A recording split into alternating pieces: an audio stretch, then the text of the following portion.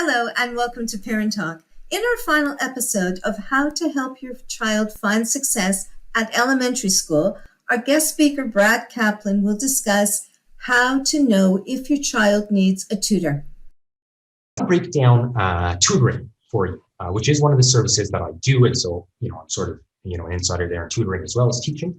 And so, so I break down tutoring into a number of categories, but the first split, short-term and long-term. What I'm calling short-term isolated, I'm thinking of anything 2 months or less. 1 lesson, 2 lessons, 8 lessons, 2 months or less. It's temporary. Long-term means ongoing, every week throughout the school year. When it comes to short-term tutoring, you basically have two sort of big categories. You've got filling a gap. So this means that the child missed material or is having a specific difficulty. Maybe they were sick, maybe they were something related to COVID, maybe they were in school, but they had a rough few weeks and didn't learn long division. Okay, a gap needs to be filled, right? 2-3 lessons, bring in a tutor to fill it, done. Okay, you've also got test or exam prep. This is much more common in high school, and I know that today's talk is more focused elementary school. Again, to sort of boost the skills before the evaluation, pretty straightforward. The long-term ongoing situation, you have regular support. Okay, so this is needed to keep up with the curriculum, go regularly weekly math lessons with a tutor, one-on-one lessons. And you have homework help, which is only needed in very specific cases based on what we just talked about with homework, which I'm going to talk about in a moment. Okay, so these are the 4 sort of big categories, and I'm going to explain when kids need them in the next slide. Okay, I just want to say it's not an exhaustive list, right? There's lots of different scenarios. Some parents have enrichment programs. I deliver enrichment programs with certain students who are strong, not at the point they're going to script or grade, but strong, a little bit bored in school for that reason, and the parents want something more engaging, right? You can have enrichment tutoring, you can have summer tutoring for a variety of reasons, you can have a child moving to a new school or a new province who, again, sort of overlaps with the gap. So these are sort of our situations. More important is tutoring need, right? The section is how to know if your child needs tutoring, okay, and what to consider in these 4 situations. Filling a gap. This is needed if you or a teacher has identified a clear gap or missing piece of the curriculum that won't be covered again within the regular operation of the classroom, okay? Won't be covered again. In elementary school, a lot of things are repeated. In grade 3, kids learn addition and carrying like every month. They learn it like 10 times. Missing a few lessons is not going to do damage, okay? But certain topics, the sort of smaller topics, the not bigger one, they might not come back for a year until grade 4. And so it may be needed 1 or 2 tutoring sessions, okay? So this is pretty straightforward in the sense that, there's a gap there, there's a piece. I recently did 5 sessions. A girl switched from in-class learning to online learning with the EMSB, and the teacher was further ahead in the math program. She missed the fraction. So she needed 5 lessons to basically do, a chunk of fractions because it wasn't going to come up again in the spring. Test or exam prep is very straightforward, can be beneficial. I'm not saying needed, I'm saying can be beneficial to boost a student's abilities and confidence, very important, leading towards a specific test or exam or other evaluation. Okay, it's only needed if the student's at risk of it, right? Otherwise, I wouldn't use the word needed there. Depends on your own sort of what you think. More common in school. Yeah. Regular support is the most important. So this is needed if it appears that your child is not able to grasp the curriculum or curricular area concept in the allotted class time. So I want to go back to, we talked a little bit about, child development and walking and talking and how every kid is an individual, right? Our school system is built on a curriculum, Quebec Education Plan, that says in grade 4 math, you have to learn this, right? And we're going to do 150 hours, 5 hours a week. Some kids, 5 hours a week is perfect and they learn that. Some kids, 3 hours a week is enough, and they need enrichment work or else they're going to get really bored in class. And for some kids, 5 hours a week is not enough, okay? Just because it's every child is an individual and they might need a bit more than that, right? And that's the sort of thing that's going to build up over time. And you're going to see that the child's struggling in math, not with 1 or 2 concepts, but sort of across the board, right? And that's really the most sort of serious tutoring area where, you want to get on it before sort of things really, continue to go down, motivation slides, and it makes the school experience worse, right? This is something ideally you're in communication with the teacher about, with the principal about, if there is a resource center, hopefully you're getting support and communication from the school, letting you know that, there appears to be a difficulty there. Okay, lots of kids need this. It's perfectly reasonable. Doesn't mean that the kid is stupid or anything like that. Okay, it means they need a little bit more time to learn the curriculum that's set up for everyone being the same. And we know everyone is not the same. Homework help, based on what we talked about earlier, is only needed in very specific cases. Okay, be aware of homework help that can be detrimental to the child.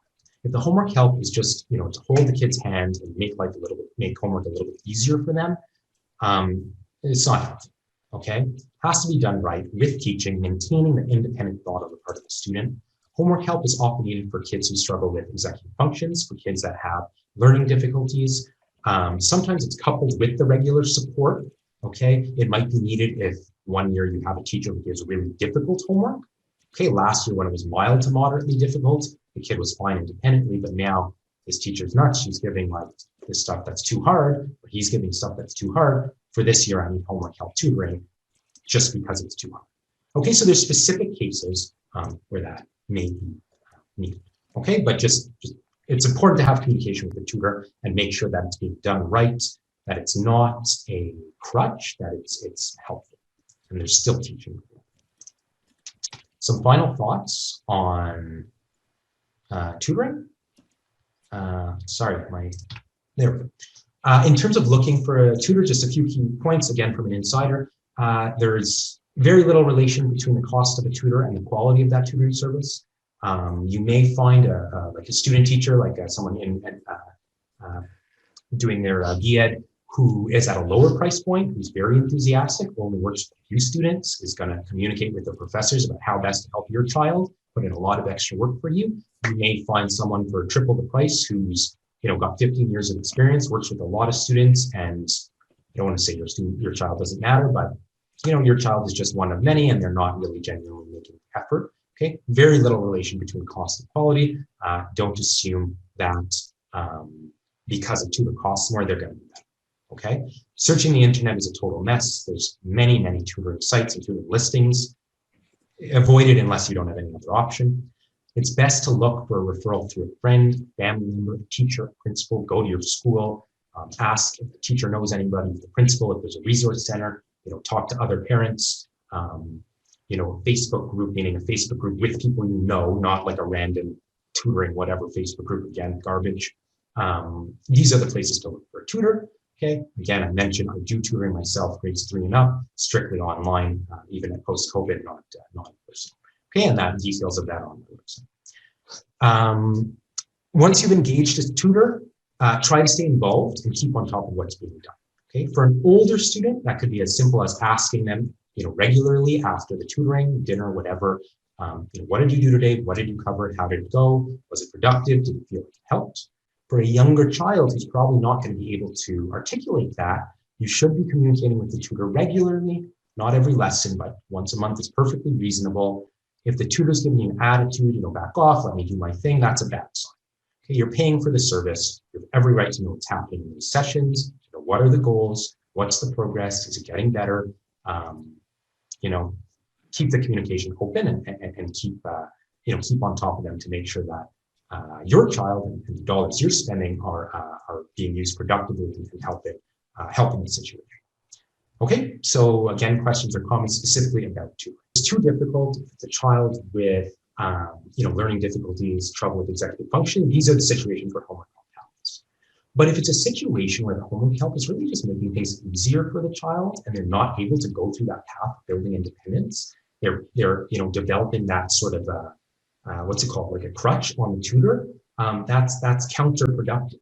Okay, again, in my view, the most beneficial part of the homework is the building organization, time management, responsibility, accountability, keeping on top of things. That's more important than the academic side. Okay, the real academics should be happening in the classroom. So if you're bringing in a tutor there, you're removing all of those skills from the child and having the tutor sort of replace them. Now, again, if the homework's too hard, it's going to be chaos anyway, so you might as well do that. Okay, if the child really genuinely has difficulty, it's going to be chaos, you might as well do that. But if it's just about making it easier for a child that really should be capable of going through those steps and developing the independence, then it's detrimental. It's not helpful at all. Cover that one? Yeah, absolutely. She's got a lot more expertise on that though. Yeah, I work with families that have kids with ADHD, learning disabilities, and mild autism and bipolar and anxiety, and you name it. Those were my kids. I was a nurse for 25 years at the Jewish General and then adopted two amazing kids who are now age 32. So I've lived it. And then I also go into schools and I do workshops for teachers. It's very interesting. We know that, they have, their brain is under construction, and these kids are 4 to 5 years below academically. Their emotional IQ also is below, not their IQ, but they're just emotional. And so they have a low tolerance to frustration. They've been sitting all day in school, holding it together. And it's very, very difficult. So as a parent, you have to make sure that you have an IEP for them, an individual educational plan. You have to know at every report card time whether the objectives have been met. If not, what method are they going to go and teach? If they're teaching the 2 times table, 3 times table, is mom and dad doing it at home with them? Homework has to be appropriate. These kids cannot do homework for a very long time. So you have to be an advocate, go in and very sweetly, sit down with the teacher and work it out so the kid does have accommodations and modifications. But I was telling Brad today that I went to a 2-day workshop this weekend from somebody by the name of Sarah Ward, and it was mind-blowing. There was another teacher on tonight who said she had taken the workshop also. And can't show it to you now because it's not on my computer, but it's a whole different approach for parents and for teachers to be able to teach doing homework, doing assignments, and it's seeing it backwards because our kids are very, very visual. So you look at it done and go backwards to how you're going to do it and then how you're going to prepare it, even for time management. What I'm going to do is I'm going to do a workshop of I have a free parent support group every Monday where Brad graciously came to talk. We have guest speakers coming in, but every week I teach new stuff. So I'm going to do a whole thing on that. So you'll be able to understand it. If that helps you. Thanks, Linda. Website, regardless if whatever age your children are at, I have a free content section. The Ed 450 blog, thoughts on education, 450 words or less. The audience is you. It's K to 12 parents. So it's teachers or guest. Laura Fresio is an occupational therapist, writing on topics from the perspective, just like this presentation, trying to help parents understand. This one's on self-regulation. Patrick Malka, a high school teacher, excellent, probably the best one on the blog about online learning and COVID. Just really, really interesting if you want to take the time. 450 words is a 3-minute read. Okay, and then there's lots more there. And actually a lot of the educational jargon, which I was going to talk about, it comes from this: executive functions, STEAM, 21st century learning, flipped classroom. We have education tips. So 3 of these I shared with you this evening. There's about 8 or so up there. Again, this is parents working at home with their kids. It's not for teachers. Okay, totally free. You're welcome to check it out. Book recommendations for adults. Okay, Drive will be up there eventually, but it's not up there yet. How we learn, Thinking Fast and Slow, The Smartest Kids in the World. Okay, if you want to read anything up there, you're welcome to it.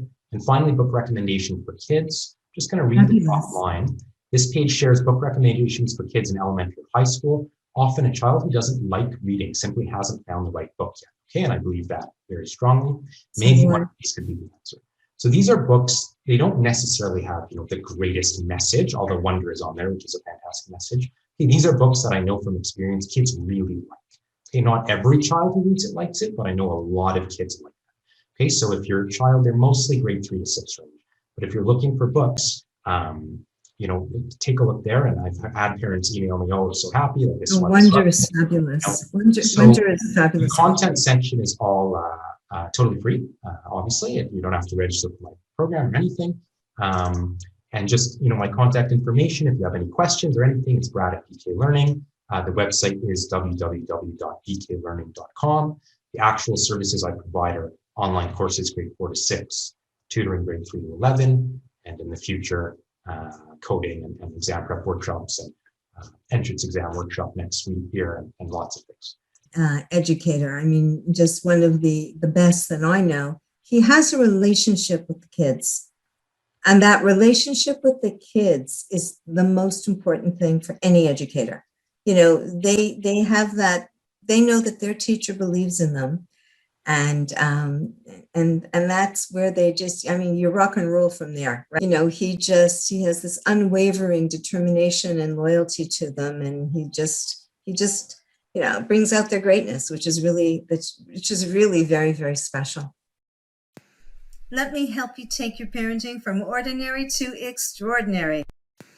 Contact me today and let's talk.